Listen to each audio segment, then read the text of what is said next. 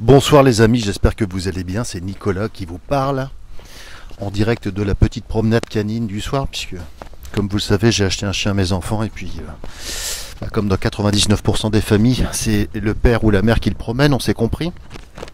Je voulais vous faire un petit feedback aujourd'hui, j'espère qu'il n'y a pas trop de vent dans le micro d'ailleurs, mais j'essaierai de faire un petit montage si c'est possible.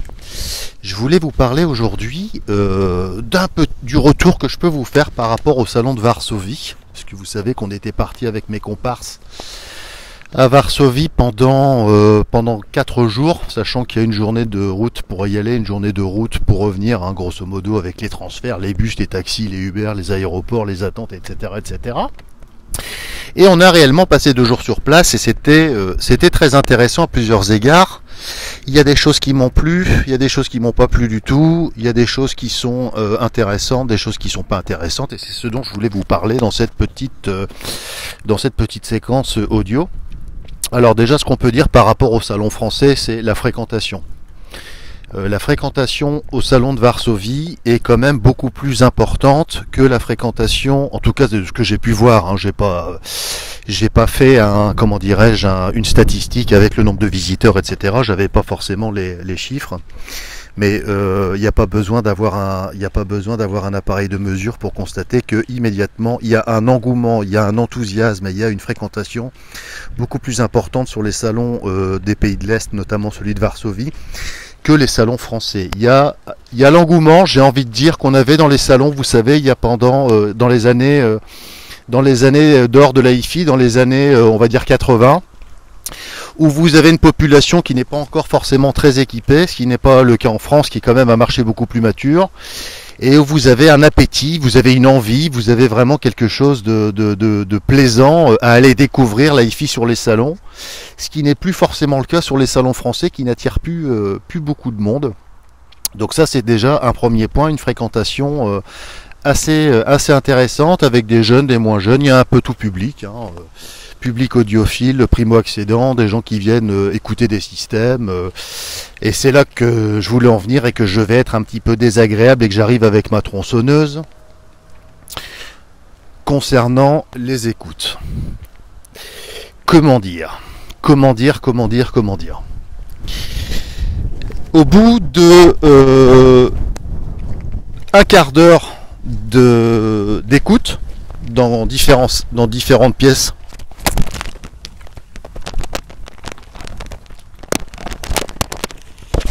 excusez-moi, je viens de faire tomber mon micro-cravate. Après un quart d'heure dans différentes pièces d'écoute, on écoutait quand même, messieurs, dames, des systèmes entre 50 et 120 000 euros, budget total, source, ampli, enceinte. On était au Radisson. Au Radisson, c'est le premier salon. Parce qu'en fait, le salon de Varsovie est décomposé en trois endroits, 3 localisations. Vous avez le Radisson, le Tulip Hotel qui est juste à côté, et ensuite le Stadium Arena qu'on n'a pas fait puisqu'on n'avait pas le temps, et puis on était un peu à saturation des écoutes. Et les 2 premiers salons nous avaient pas fortement convaincus au niveau des systèmes. Mais les premières écoutes qu'on a pu faire sur des systèmes à plusieurs dizaines de milliers d'euros, voire qui taquinaient les 100, voire plus de 100 000 euros pour des systèmes source ampli enceinte, eh ben je vais vous dire, c'était extrêmement décevant. À chaque fois, franchement, j'essaie de me modérer parce que je peux pas être jugé parti. Puis entre parenthèses, j'avais rien à vendre sur ce salon, donc j'étais pas du tout là en tant que, avec ma casquette de commercial, de représentant de Quai du Son, mais en tant que visiteur. Les systèmes qu'on a entendus, messieurs dames, pour le prix auquel c'est proposé, c'est simplement scandaleux. Ça ne marchait, mais alors vraiment pas du tout. Il y avait très peu de systèmes qui fonctionnaient convenablement sur ce salon.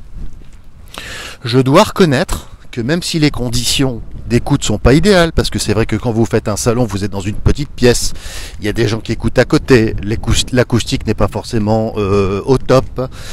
Je sais très bien, c'est des acoustiques qui sont pas idéales. Mais dans ce cas-là, pourquoi vous venez avec des enceintes avec des boomers de 40 cm ? Pourquoi vous venez avec des enceintes qui devraient être normalement dans des living rooms de 150 mètres carrés, dans des superbes baraques? Pourquoi vous allez me mettre ça dans une pièce de 17 mètres carrés? Arrêtez de faire n'importe quoi. Ça marche pas. Vous pouvez pas vous imaginer le niveau de bouillie sonore qu'on a entendu sur certaines pièces. Il y a des pièces, on n'est pas resté 4 minutes. Ça ne marchait absolument pas. Cela dit, il y a eu quand même, sur ce salon, quelques petites surprises intéressantes. Je pense par exemple à une petite marque polonaise qui s'appelle, je crois de mémoire, Holophonie, un monsieur qui vend en direct, il distribue même pas. Je lui ai même posé la question de savoir si c'était des produits qu'on pouvait éventuellement représenter en France, que c'était une alternative intéressante par rapport à notre offre actuelle. Et il m'a dit non, je vends en direct. Alors donc lui, c'était un Polonais qui parlait anglais comme un Espagnol et moi un Français qui parlait anglais comme un Italien. Donc vous voyez un peu le genre de discussion que ça peut donner. Et il m'a dit que donc finalement il vendait pas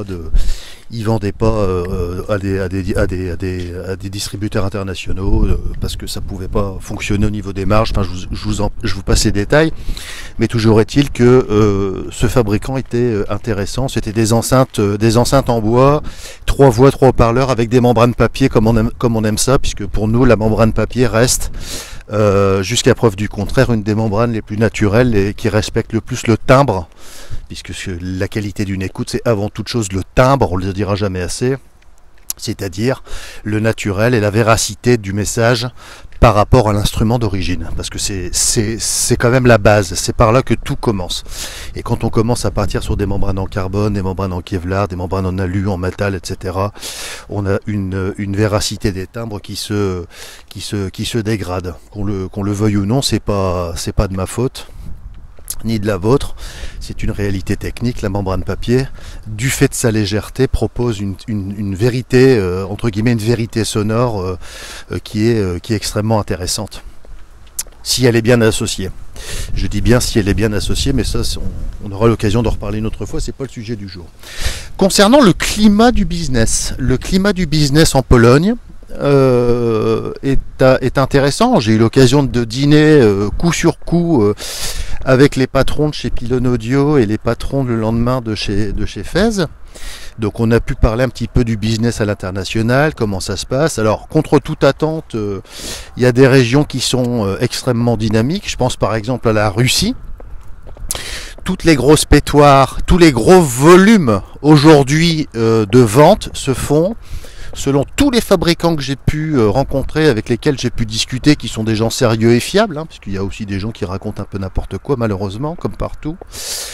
On m'a tout le temps fait remarquer que les régions qui tiraient les marques vers le haut étaient les régions asiatiques. Donc c'est la Chine, c'est Hong Kong, c'est Singapour, c'est tous ces pays-là, où vous avez toute une frange de nouveaux millionnaires qui sont capables de vous claquer 150 000 balles pour une chaîne hi-fi sans sourciller.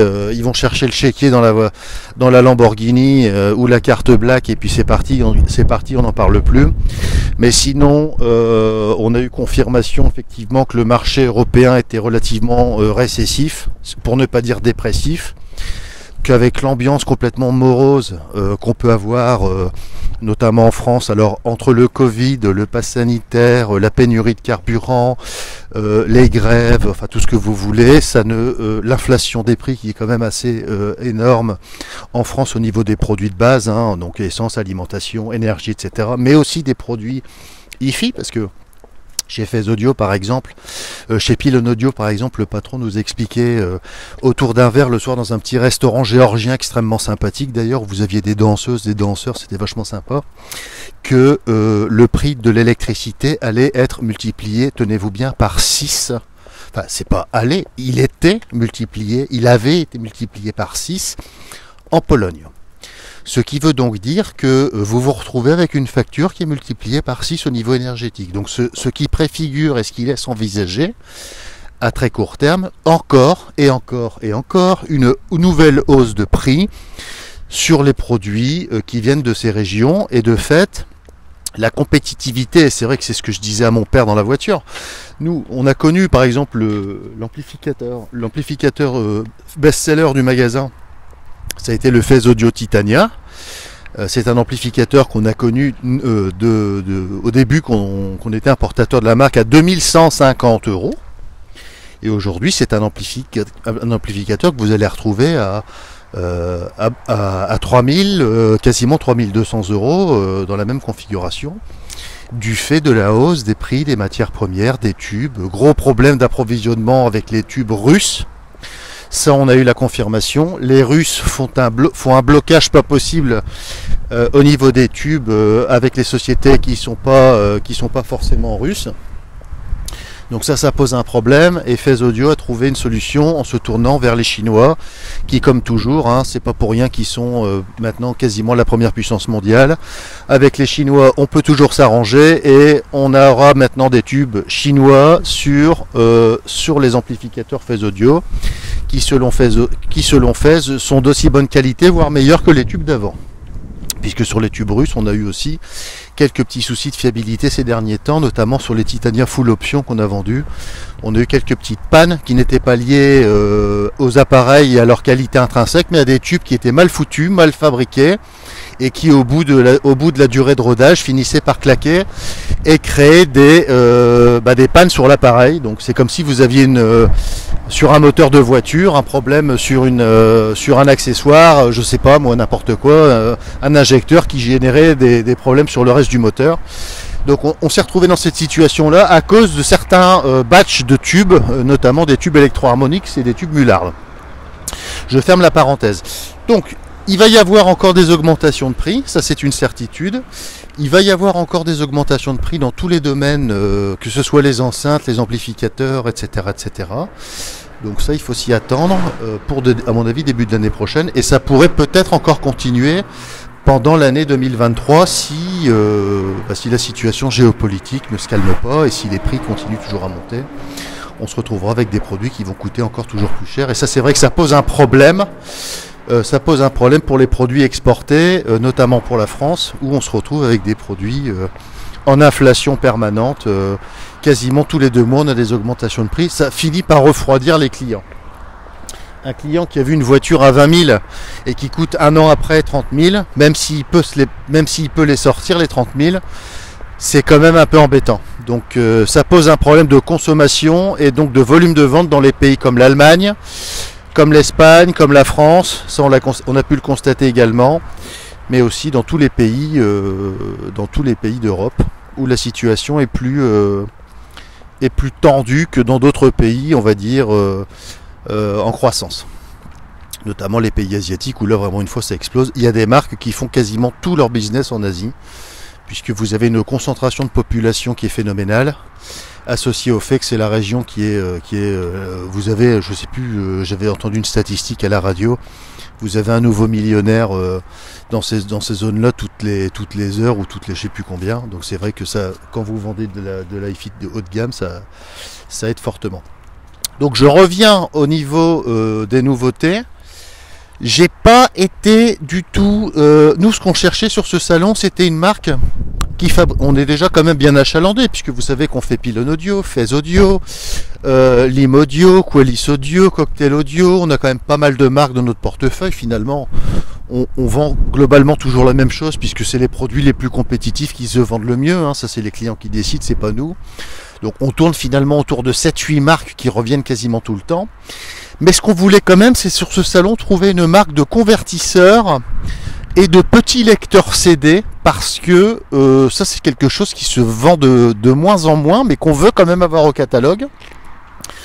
Une petite lecture CD avec un DAC à côté, ou alors même un petit lecteur CD intégré, pourquoi pas. On n'a pas trouvé de produits vraiment intéressants à ce niveau-là. C'était pas tout à fait convaincant. On est revenu de ce salon avec aucune course dans notre caddie. On n'aura pas de nouveautés, il n'y aura pas de nouvelles marques proposées suite à ce salon. On n'a rien trouvé qui fasse la diff par rapport à ce qu'on a déjà et qui aurait pu faire en sorte qu'on se dise ça il faut qu'on le propose à notre clientèle. Non. On va pas prendre des marques pour prendre des marques. La politique, c'est d'avoir un nombre de marques qui soit resserré. C'est comme au restaurant. Nous, on est en train de réfléchir énormément, et ça j'aurai l'occasion d'en reparler dans une autre vidéo, à la proposition qu'on est en train de faire. tous les magasins de hi-fi, et on en fait partie aujourd'hui, même si on en fait partie de moins en moins, on a toujours tendance à se dire avoir du choix c'est bien, mais quand vous vous retrouvez avec un catalogue de plus d'une trentaine de marques et des centaines de références, est-ce que ça vaut vraiment encore le coup? Est-ce que quand on va dans un restaurant, est-ce qu'on a besoin d'avoir 50 entrées, 200 plats et 300 desserts? Je ne suis pas sûr. Est-ce que la qualité de la proposition ne se dégrade pas plus on étend son catalogue? En fait, c'est une fausse sélection quand on a trop de produits. Et est-ce que l'idée, c'est pas de se recentrer sur 7-8 marques et de proposer vraiment les produits qui sont les plus compétitifs, les plus en rapport avec les attentes de la clientèle? C'est une question auquel on est en train de répondre de manière assez tranchée au magasin, mais j'aurai l'occasion d'en discuter dans pas longtemps. Donc ce que je peux vous dire, c'est que la fréquentation était très intéressante. On est parvenu avec 2 marques à proposer, on n'a rien de nouveau, si ce n'est que Phase Audio va proposer sa nouvelle gamme d'amplificateurs avec quelques modifications techniques, mais surtout esthétiques. Donc il y aura d'ailleurs un déstockage qui sera fait sur les anciens produits Phase, qui de facto deviendront une fin de série. Et puis chez Pylon Audio, ils ont sorti 2-3 modèles d'enceintes. Une enceinte, la Jasper 25 va être active, c'est-à-dire qu'ils ont trouvé un module d'amplification qui est donc logé à l'intérieur de la Jasper et qui permet d'avoir une enceinte absolument sans fil. Donc vous branchez l'enceinte de gauche sur l'électricité, kiff pour l'enceinte de droite, et ensuite c'est parti mon kiki, avec un petit hub, vous envoyez de la musique directement en streaming avec tous les services de musique en ligne que vous connaissez, Tidal, Qobuz, Spotify, enfin bon, tout ce qui s'ensuit. Donc Pylon Audio se lance dans l'enceinte active. Donc ça c'est également très intéressant. C'est une tendance de marché. Les gens ne veulent plus, en tout cas en moyenne, s'embêter, pour rester poli, avec des amplis, des sources, des lecteurs, des machins. Ils veulent une paire d'enceintes, un branchement et basta. Alors sachant que on se comprend bien. Vous avez bien compris que je ne suis pas forcément un grand fanatique de l'amplification en classe D logée à l'intérieur d'une enceinte active, puisque c'est pas avec ce type d'amplification que vous pourrez avoir le meilleur résultat, mais il faut admettre qu'il y a une clientèle qui ne cherche pas non plus l'excellence absolue et qui veut quelque chose de plug and play avec une bonne qualité et qui s'en contente très bien. Et des clients comme ça, on en voit tous les jours. On a également des solutions pour eux. Chacun son exigence, il faut la respecter et en tenir compte. Sinon, en dehors de ça, on a également vu le patron de chez Muara, donc Vislav, qui roule dans une Corvette V8 6 litres 7 absolument magnifique, qui consomme environ 200 litres au 100. Lui, je vous dis pas, quand il va faire son plein, à mon avis, c'est un plein à 200 € et puis il peut le faire à peu près tous les 200 km. Mais toujours est-il qu'il est également à la conception d'une platine Muara Light, qui sera commercialisé probablement en 2023, qui sera peut-être plus fabriqué en acrylique mais en bois peint, pour économiser évidemment des coûts de production et proposer une platine qui soit pas trop chère. Alors quand je dis pas trop cher, c'est sous la barre des 2000 €, pour venir se loger sous la MT2, qui était une platine qui démarrait aux alentours de 2500-2700 €, sans le bras et sans la cellule. Donc pour les gens qui veulent rentrer dans le monde du vinyle de qualité, mais sans pour autant se couper une testicule. Donc ça c'est très important d'avoir des produits comme ça, et chez Muara ils sont en train d'y travailler. Ensuite au Tulip Hotel, on est parti écouter des marques complètement ésotériques. Donc là on était sur des systèmes à 500-600 000 €. Bah oui, pourquoi s'arrêter? 600 000 € pour un système hi-fi, c'est pas mal. Alors moi, il n'y a aucun problème, et ça je l'avais dit dans une vidéo que j'avais tournée il y a très très longtemps, de ce que j'avais pensé du salon de Munich. Moi, écoutez, qu'il y ait des systèmes à 500 000 €, ça ne me pose pas de problème si les gens ont les moyens de se les offrir et puis que le produit propose une prestation sonore à couper le souffle et que vous êtes littéralement sur le derrière pendant 5 heures, vous ne sortez plus de la salle tellement vous êtes époustouflé par la qualité du son, et c'est un truc extraordinaire. Dans 30 ans, vous vous souviendrez encore de cette claque auditive. Le problème, c'est que la claque auditive ici fait mal, dans le mauvais sens du terme, et au bout de 5 minutes, on a vraiment envie de partir. C'était vraiment pas bon, c'était mal mis en œuvre. À part le vendeur, je crois qu'il n'y a personne qui a trouvé que ça marchait bien. Enfin, c'était globalement assez décevant. Je suis un peu rabat-joie et un peu casseur de rêve, mais vraiment, je vous assure, si vous allez sur les salons, s'il vous plaît, confirmez-le-moi. On était quand même plusieurs avec l'équipe, on a l'habitude d'écouter des systèmes au magasin, on a l'habitude d'écouter chez des clients, vraiment des beaux systèmes et qui pour autant coûtent pas très cher. C'est ce que je disais à Charline, qui est ma collègue depuis un an et demi en Alsace, qui a forcément beaucoup moins d'expérience que nous. C'était la deuxième fois qu'elle faisait un salon. Le premier salon, c'était le salon de Paris. Et je disais Charline, nous au magasin, vraiment, on fait des choses qui sont plus équilibrées, et qui marchent très très bien pour des sommes infiniment plus raisonnables. Parce que ce qui se passe aussi, c'est la frustration du client qui se pointe là-dedans, enfin de l'audiophile. Il va sur un salon, il écoute un système et il se dit c'est vraiment pas pour moi, dans le cas d'un système qui marche bien. Et ça, c'est vrai que c'est dommage, et je voudrais vraiment dire que il y a moyen de faire des choses. Dieu merci, sinon on serait déjà disparu, de qualité qui soit, on va dire, je vais pas dire pas cher parce que c'est pas le mot, mais qui sont abordables. De toute façon, tous les loisirs de qualité coûtent cher, hein. Vous savez, vous achetez une belle moto, ça coûte la peau du cul. Vous achetez un très beau VTT, ça coûte très cher. Un quad, ça coûte cher. De la voile, ça coûte cher. Enfin, tout coûte cher si on veut. Donc, pour avoir du beau matos, ça coûte forcément un peu d'argent. Mais Dieu merci, on peut se faire des systèmes qui tournent bien à des tarifs raisonnables, et c'est je pense notre valeur ajoutée depuis maintenant quasiment 17 ans. Voilà les amis, le petit feedback que je voulais vous faire de